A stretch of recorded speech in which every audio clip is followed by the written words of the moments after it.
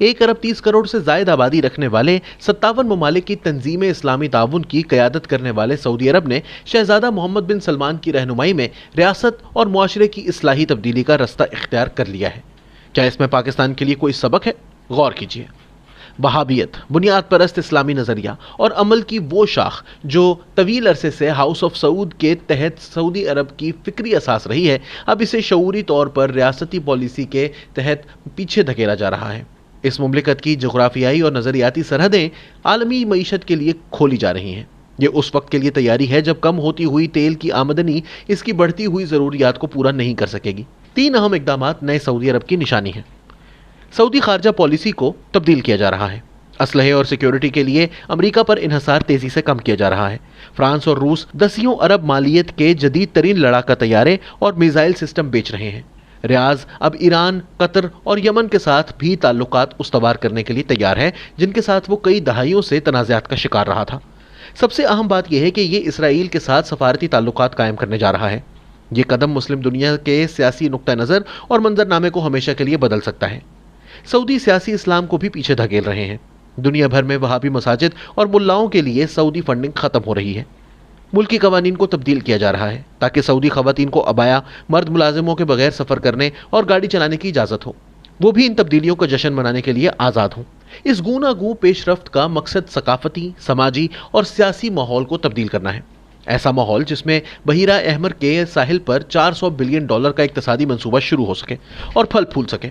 इस मंसूबे का हदफ आलमी मईशत के सबसे तेज़ी से बढ़ते हुए सर्विसेज, बैंकिंग, फाइनेंस, सयाहत, मेहमान नवाजी वगैरह में से अपना हिस्सा लेना है। $23 बिलियन है। यह आलमी तिजारत का 25% है। इसका हुजूम सालाना तकरीबन 10% की शरह से बढ़ रहा है। यह इक़दामात दुबई की कदरे ताख़ीर से की गई नकल है। दुबई हालिया दिनों में बहुत से इखलाकी कवानीन, खासतौर पर शादी के बगैर जिनसी ताल्लुकात कायम करने के हवाले से और शहरियों की इखलाकियात पर नज़र रखने वाले ज़वाबित में नरमी करता दिखाई दिया।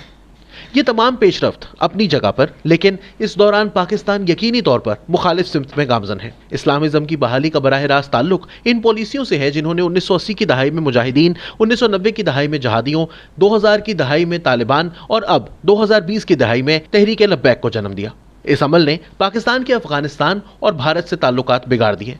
इससे दहशतगर्दी का खौफनाक धचका लगा जिसने रियासत को घुटने टेकने पर मजबूर कर दिया। इन पॉलिसियों ने कलील मुआशी वसाइल को पैदावारी सरमायाकारी, तरक्की, तालीम, सेहत और गुर्बत के खात्मे पर खर्च करने की बजाय फौजी दिफा और सिक्योरिटी की तरफ मोड़ दिया। इन गुमराहकुन रियासती पॉलिसियों का नतीजा ये है कि पाकिस्तान को मुआशी तौर पर दिवालिया और सियासी तौर पर नाकाम रियासत तस्वुर किया जाता है। इस हाइब्रिड हुकूमत के पिछले 3 सालों में पैसा कहाँ गया? यकीनन कोई मुस्बत तस्वीर सामने नहीं। तेल और गैस की कोई बड़ी पाइपलाइन नहीं बिछाई गई, कोई बड़ा डैम नहीं बना। कराची तिजारत और कॉमर्स की लाइफलाइंस का मरकज़ है, लेकिन शहर अभी तक पानी साफ करने वाले प्लांट या पब्लिक ट्रांसपोर्ट सिस्टम के बगैर है। अवामी सहूलियात और कॉरपोरेशंस पर रियासत के वसाइल पानी की तरह बहाए जा रहे हैं। खित्ते में महंगाई में होशरुबा इजाफा हुआ है। अब गवादर, जिसे कभी वस्ती एशिया का गेटवे कहा जाता था, बलोच अलहदगी पसंदों का हदफ है। वहाँ अवाम रोजगार, तालीम, बिजली, माहीगीरी वगैरह जैसे रोज़मर्रा के हुकूक से महरूमी पर गुस्से से खौल रहे हैं। सबसे ज़्यादा मुमकिना तौर पर धमाका खेज पेशरफ्त का ताल्लुक बुनियाद परस्त इस्लाम पसंद अनासर को खुश करने की रियासती पॉलिसियों से है। इनका अमली इजहार तहरीक लब्बैक पाकिस्तान के धमाका खेज उरूज से होता है। गुज़िश्ता कुछ माह के दौरान पंजाब पुलिस पर किया जाने वाला तशद्दुद और सियालकोट का हालिया वाक़या इन्हीं पॉलिसियों का हासिल है। इसी पॉलिसी का नतीजा है कि गुमराह कुन यकसा कौमी निसाब मजहब को अवामी गुफ्तगू में मुकद्दम रखता है। इमरान खान की तरफ से रियासत मदीना के हवाले से कई एक नाम नहाद इस्लामी कवानीन जदीद दुनिया की रोज़मर्रा की ज़िंदगी और शहरी आज़ादियों के बरक्स हैं। Army chief general Qamar Javed Bajwa ने इन मसाइल में से कुछ को महसूस करते हुए पाकिस्तान के तस्वीराती अहदाफ पर नज़र-ए-सानी की ज़रूरत पर जोर दिया। उसूली तौर पर इसका मकसद हिंदुस्तान के साथ ताल्लुकात को मामूल की सतह पर लाना और मगरिब और इसके इत्तेहादियों के साथ दोबारा मुंसलिक होना, जिनके साथ पाकिस्तान तजारती रवाबित रखता है, जिनसे पाकिस्तान अपनी बका के लिए बहुत ज़्यादा कर्ज लेता है। ताहम बदकिस्मती से हाइब्रिड हुकूमत में इनके शरीक-ए-कार इमरान खान इस इस्लाह को कबूल करने से कासिर हैं या इसके लिए तैयार नहीं, क्योंकि इसकी वजह से अवाम की तरफ से शदीद रद्द-ए-अमल आ सकता है और इन अवाम को एस्टेब्लिशमेंट ने ही गुज़िश्ता कई दहाइयों से ब्रेन वॉश करने की पॉलिसी अपनाई हुई थी। अब यही एस्टेब्लिशमेंट यू टर्न चाहती है। अब इस तराजू में एक और अफसोसनाक चीज़ का वजन रखा जा चुका है।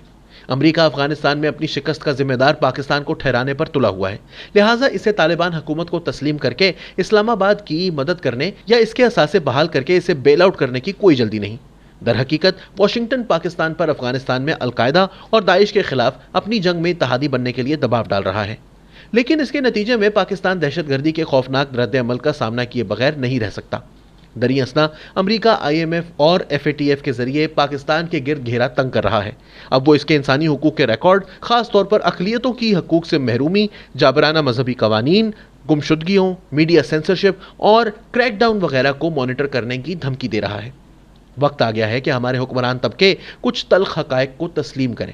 پاکستان بین الاقوامی سطح پر تنہا ہے، اسے داخلی ٹکراؤ اور تصادم نے نڈھال کر رکھا ہے، اس کا سیاسی نظام تنزلی کا شکار ہے، اس کی سول ملٹری قیادت کمزور اور جمود کو تبدیل کرنے کی ہمت اور ویژن سے محروم ہے، کیونکہ وہ اپنی مراعات قربان کرنے کے لیے تیار نہیں۔ نیشنل ایکشن پلان کاغذ کا ایک بیکار پرزہ ہے، کیونکہ اس پر عمل درآمد کسی کی مرضی نہیں۔ ہمیں پہلے بھی خبردار کر دیا جا چکا ہے۔ غیر تعلیم یافتہ اور غیر ہنرمند عوام مینار سے نشر ہونے والی صدا سننے اور اپنے غیظ و غضب کا اظہار کرنے کے لیے کمر باندھ رہے ہیں۔